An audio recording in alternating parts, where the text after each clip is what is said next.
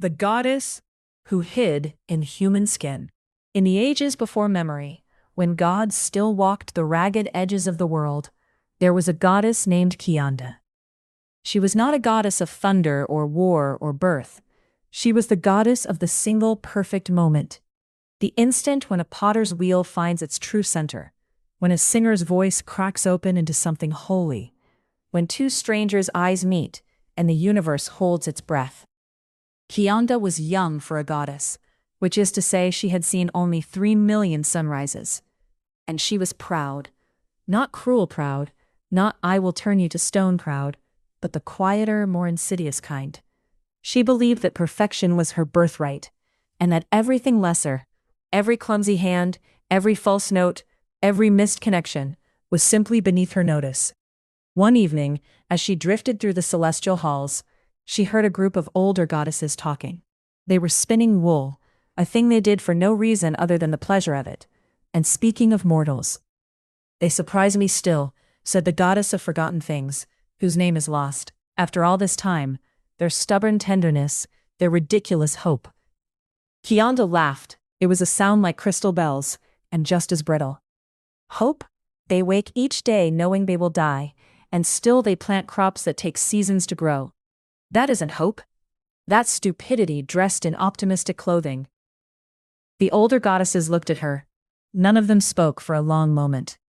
Then the goddess of thresholds, she who stands at every door, every birth canal, every grave, set down her spindle. "You have never been hungry," she said. It was not an accusation. It was a simple fact, like saying the sky is above or the river flows down. "Of course not," Kianda said. "I am a goddess." "Yes." The threshold goddess picked her spindle back up. "That is exactly the problem." And because Kianda was proud, she demanded to know what the older goddess meant. And because the older goddesses were patient, in the way that only beings who have watched continents drift can be, they explained. "You live above," said the goddess of forgotten things. "You see the arc of history, the grand sweep, but you have never felt the weight of a single day. You have never woken with sore knees and a child crying, and the knowledge that if you do not find food by evening, your family will go to sleep hungry. You do not know what it costs to be kind when you have nothing. You do not know what it costs to hope when every previous hope has withered." Kianda opened her mouth to say something cutting, but the threshold goddess held up a hand. "Go down," said the threshold goddess. "Live as one of them, not as a goddess wearing a mortal shape like a party dress, but truly as one of them. Let yourself forget. Let yourself be small. Let yourself need." "For how long?" Kianda asked. "Until you learn," said the goddess of forgotten things. "You are not the one who decides when the lesson is over." And so Kianda went down. She woke on a pallet of straw in a village she had never seen, in a body that ached in ways she had never imagined. Her back hurt, her feet hurt, her teeth hurt, which was a revelation so unpleasant that she lay perfectly still for a full minute, just to process it. She was called Meera. That was her name now. She was 23 years old, the widow of a fisherman who had drowned the previous monsoon, and she had a 4-year-old daughter named Avani, who was tugging at her sleeve and saying something about rice. "Rice?" Kianda, Meera, said groggily. "Hungry, Mama," the child said, and that was when Kianda felt it for the first time. Hunger. Not the abstract understanding that hunger existed, not the philosophical consideration of what hunger might mean, but the actual physical clawing emptiness in her belly that made her feel slightly sick and slightly desperate and completely, utterly present. She got up. Her knees cracked. The child watched her with dark, serious eyes. Meera looked around the hut. It had one room, a clay stove that was cold, a pot with a crack in it, and a small jar of rice that contained maybe 2 handfuls. That was all. 2 handfuls of rice for 2 people, for the whole day. The old Kianda would have observed this with detachment. How primitive, she might have thought. How inefficient. But Meera felt something different. She felt her throat tighten. She felt the first thin thread of panic, like a spider web across her chest. "We'll go to the river," she heard herself say. "Maybe Appa's nets are still there." She did not remember her husband. The amnesia was part of the bargain. The goddess of thresholds had made sure of that. She remembered only Meera's life, the rough hands of her mother, the day she was married at 15, the birth of Avani in the middle of a storm, the morning the other fishermen had come to her door with their faces like stone, and said, "The boat went down, we're sorry." She remembered the grief. It lived in her chest like a second heart, beating a different rhythm than the first. The village was called Seikani, and it sat at the bend of a slow brown river. There were perhaps 200 people there, farmers and fishermen and weavers and potters, and one old woman who knew the old songs and was considered a little dangerous. Meera had been living there for 3 years, which meant Kianda had been human for 3 years. But she did not know that. She only knew that her hands were calloused, that her shoulders were permanently sunburned, that she had developed an intimate and exhausting relationship with the concept of mending. She mended nets for a fisherman named Kalu, who paid her a handful of dried fish per day. She mended clothes for the weaver's wife, who paid her in cloth scraps that she turned into small things to sell at the weekly market. She mended her own torn dress so many times that it was more thread than fabric. And at night, after Avani was asleep, she sat outside her hut and looked at the stars and felt something she could not name. The old Kianda would have recognized that feeling immediately. It was the absence of herself. The vast, terrifying silence where her divinity used to hum. She was no longer a goddess who had chosen to visit humanity. She was a human who had no memory of ever being anything else, and she was afraid. Not dramatically afraid, not the fear of monsters or gods or the end of the world, but the small, grinding fear of a woman who knows that one bad harvest, one sickness, one wrong step could destroy everything she has. She had never known this fear before. It was horrible. It was also, in a way she would never have admitted, clarifying. One day, an old woman came to the village. She walked with a stick and wore a shawl so patched it looked like a map of sorrows. Her name was Bhima, and she had been walking for 40 years. "I used to live here," she told the children who gathered around her. "I left when I was young. Now I am old, and I want to see the river before I die." The village gave her a place to sleep, in the temple courtyard. The children brought her water. The women brought her rice. No one asked what she could pay, because no one in Seikani had ever had enough to charge for kindness. Meera brought her a bowl of fish broth. It was all she had. The old woman drank it slowly, then looked at Meera with eyes that were very clear and very old. "You have a question," she said. Meera shook her head. But then, because the old woman kept looking at her, she found herself speaking. "Sometimes I feel like I'm waiting for something," Meera said. "Like I'm supposed to remember something important, but I can't reach it. Like there's a word on the tip of my tongue, but the word is my whole life." The old woman nodded.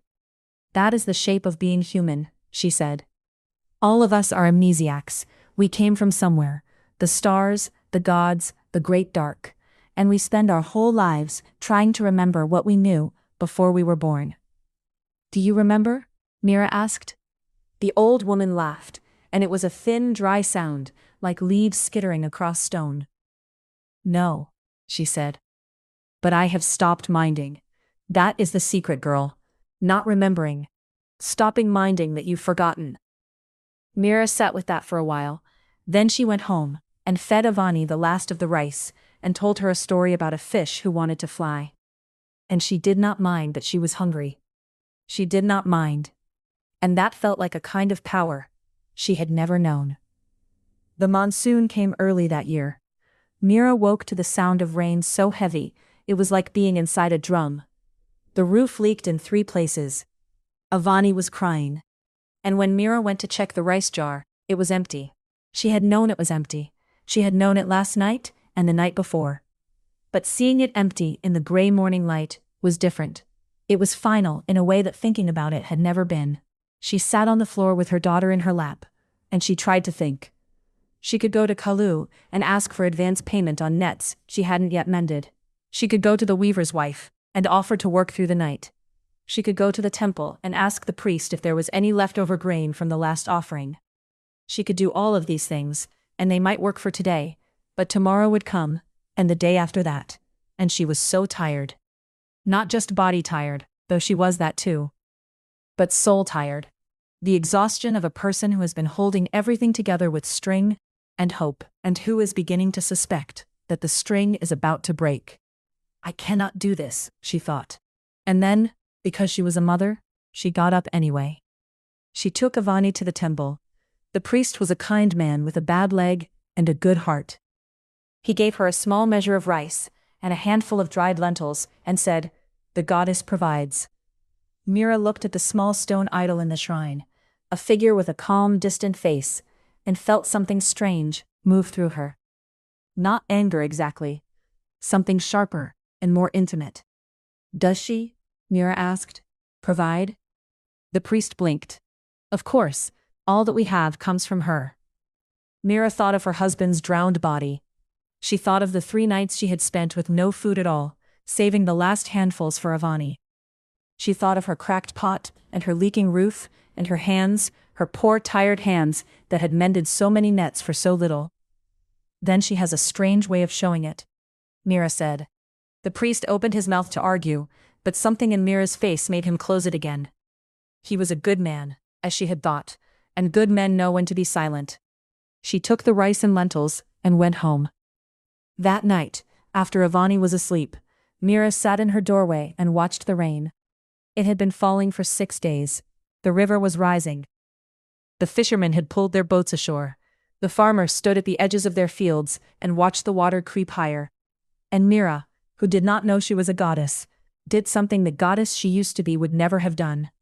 She prayed. Not to herself, she had no memory of that self. Not to any god she could name, but to whatever might be listening. To the sky, to the river, to the dark shape of the hills beyond the village.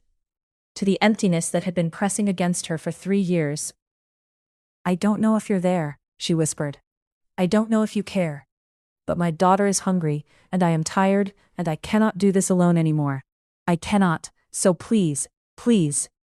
She did not know that the rain stopped for 3 heartbeats. She did not know that somewhere above the clouds, the goddess of thresholds stopped spinning her wool and listened. She did not know that the prayer of a hungry woman is louder to the gods than 1,000 temple bells. All she knew was that she felt something shift in her chest. Not an answer, not a miracle. Just the faintest easing of the weight, like someone had put a hand on her shoulder and said, "I hear you." She fell asleep in the doorway, and for the first time in months, she did not dream of drowning. The next morning the old woman Bhima found her. "You prayed last night," Bhima said. It was not a question. Meera nodded, embarrassed. "Good," Bhima said. "It's about time." She sat down next to Meera with a grunt. "I'm going to tell you something. And you're going to think I'm mad. That's fine. Most people do." She told Meera about a goddess who had been proud, who had come down to live as a human, to learn humility. She told her about a village by a river, and a woman with a daughter, and a hunger that was not just for food. "That goddess is you," Bhima said. "You chose this, you asked for it, and now the lesson is ending." Meera stared at her. The rain had stopped. The sun was breaking through the clouds in long golden fingers. Her daughter was still asleep inside. Her hands still hurt. Her stomach was still empty. "I don't feel like a goddess," she said. "Good," Bhima said again. "That's the whole point." She stood up, brushed off her shawl, and looked down at Meera with eyes that were suddenly, impossibly old. "You came here to learn humility, but humility is not what you thought it was. It's not thinking less of yourself. It's thinking of yourself less. And you have learned that. Every time you gave your daughter the last of the rice. Every time you mended one more net when your fingers were bleeding. Every time you kept going when you wanted to lie down and never get up again." Meera felt something rising in her chest. Not memory exactly. Something deeper. Something that had been sleeping in her bones since before she had bones. "I don't want to forget her," she said. And she meant Avani, her daughter, the small, fierce, hungry child who had taught her more about love than 3 million years of divinity ever had. "Then don't," Bhima said. "You're a goddess. You can do whatever you want." When Kianda opened her eyes, she was standing in the celestial halls again. The wool-spinning goddesses were there. The goddess of thresholds was there. Everything was exactly as she had left it. But everything was different. She could feel Sekani like a second heartbeat. She could feel Meera's calloused hands. She could feel Avani's small weight in her lap. She could feel the hunger and the fear and the desperate, ridiculous hope that had carried her through each impossible day. "Well," said the goddess of forgotten things. Kianda thought about it. She thought about the cracked pot, and the leaky roof, and the old woman Bhima with her map of sorrows. She thought about the night she had prayed to a sky that felt empty, and how the emptiness had answered. "They are extraordinary," she said quietly. "Mortals. They get up every day and do the impossible, and they don't even know it's impossible. They love when there's no reason to love. They hope when hope has failed 100 times before." She stopped. Her voice, which had once sounded like crystal bells, sounded now like something rougher, something human. "They are what I wish I had always been," she finished. The older goddesses nodded. They did not say "we told you so," because they were old enough to know that some lessons cannot be told. They can only be lived. "And the child?" asked the threshold goddess. "Avani?" Kianda smiled. It was not a goddess smile, distant and perfect. It was a human smile. Tired, real, full of teeth. "She will never want for anything," Kianda said, "and she will never know why. That is the kind of goddess I want to be now." She went back to Sekani, of course, not as Meera. That body had served its purpose, had fallen asleep in a doorway, and simply not woken up. The village had mourned her, had buried her by the river, had taken Avani into the home of the weaver's wife. But Kianda stayed close. She became the breeze that cooled Avani's forehead on hot days. She became the extra handful of rice that appeared in the weaver's jar when no one was looking. She became the feeling Avani sometimes had, late at night, that her mother was still there, just on the other side of something too thin to see. And she learned slowly the lesson that cannot be learned any other way. Humility is not the absence of power. It is the choice to use it for the smallest things. For a child's hunger, for a widow's exhaustion, for the single perfect moment when a tired woman sits in a doorway and prays to a sky she believes is empty, and the sky, full of gods who have finally learned to listen, leans down and whispers, "I hear you. I have always heard you. I was you." And somewhere in the celestial halls, the goddess of thresholds picks up her spindle and begins to spin again. She is thinking of a village by a river. She is thinking of a woman who forgot she was divine and became divine anyway. She is thinking that this is the story that never ends. The gods who hide in human skin, learning what they already knew, forgetting what they cannot keep, and loving what they will eventually lose. It is, she thinks, the only story worth telling. For personal reflection, if you had to live 1 year as a completely different person, with no memory of who you really are, what kind of life would you hope to wake up into? A farmer? A teacher? A wanderer? Let me know below. The core lesson: the goddess thought humility meant thinking less of herself. She learned it meant thinking of herself less. Have you ever had a life experience that completely changed how you saw yourself? I'd love to hear your story.